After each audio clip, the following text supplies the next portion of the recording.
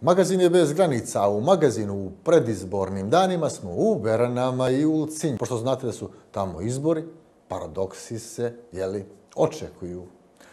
A mi smo iščekivali, evo, ima tome 15 dana i razgovor sa pretendentima za preuzimanje vlasti sa DPS-om.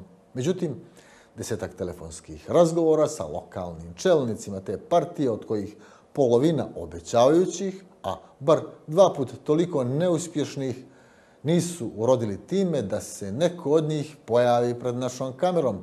Juče ih gledam pred kamerom druge televizije, čeznem, kritikuju odnos nekih medija prema njima, grdnima.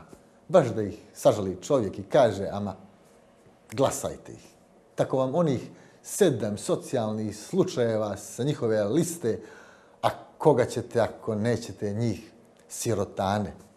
Tako vam onih 91 slučaja njihovih funkcionera, promrzlih i gladnih, što su za drva, za ogrijev i hranu pare uzimali.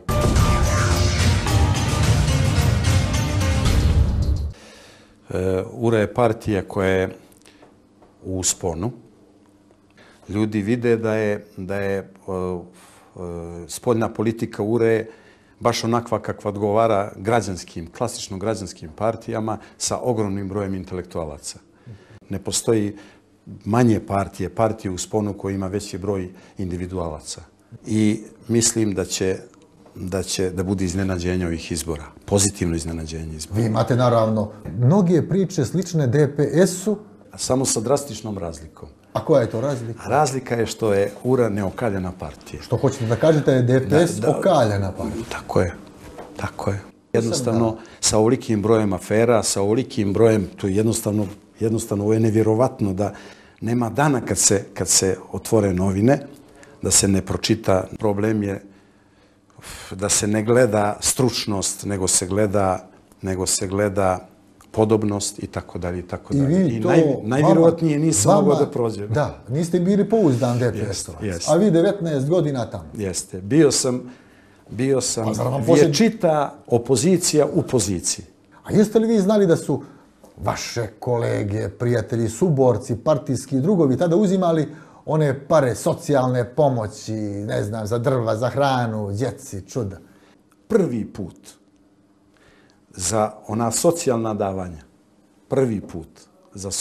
davanja, sam saznao iz novina. To nedavno, prije 10 dana. A bio sam član, ili onda kad je počela... Kad je iz novina, kad su počeli spiskovi, prije 10 dana. Dobro, ja sam znao malo ranije kad je pokrenuta krivična prijava u Centru socijalna. Ja nisam. Indirektno, naravno. I prvi put sam saznao iz novina i nisam mogao da vjerujem. Ja sam i tada govorio i sad. Velika većina ljudi u DPS-u su moje kolege, između ostalog, su časni ljudi. Pošto smo vas izvukli bukvalno iz bijeloga mantila operacije, ste svakako morali s kolegama popričati o politici u bolnici, jer tamo DPS-ovaca ima 7-8 doktora. A sinoć ovdje u Beranama lider partije DPS Milo. Šta im priča Milo? Rekoše li oni vama? Barem približno. Pa približno pričaju, nezvanično pričaju svi, ali zvanično ne smiju. Pa bili ste 20 godina s njima. Da je naređenje, jeste. Kriju li sad od vas nešto? Da je palo naređenje da Berane mora pasti. Bukvalno da mora, da DPS u Beranama mora da pobijedi, jer je to mnogo važno za izbore u Podgorici. Eto, to je... To su vam otkrili? To su mi otkrili. A vi to nećete dati?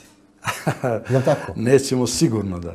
Jedno pozitivno iznenađenje. Da ste sve to Milu u šake? Ja mislim da pričamo o maloj cifri. Neće biti 500 glasova, nego malo više. Ja vas doživljavam zaista izuzetno prijatno. Otkriću još jednu, interesantnu, pikanteriju. Ovo je prvi vaš intervju pred televizijskim kamerama. Jeste. Dakle, a kad sam vas pozvao, rekli ste, joj, kako ću ja to? Evo, ja sam vas kupio, kako ste rekao, da sam ja Beranac, ja bih glasao za vas. Berane za sve, dr. Dragan Labudović.